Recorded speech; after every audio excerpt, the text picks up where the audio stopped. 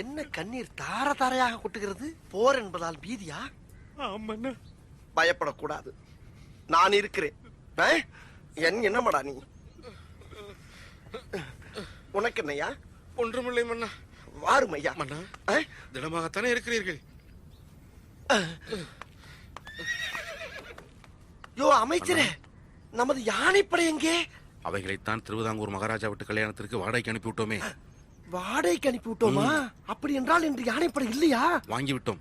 மூடும். சரி, இருக்கிறதாவது தயாராக இருக்கின்றதா? கணக்கச்சிதமாக செயல்பட வேண்டும். கதவை திறந்தவன் என்னையா அது? எங்கே அதை கொடு. மன்னா, என்னடா இது? எங்கே அந்த கொல்லன்? அழைத்து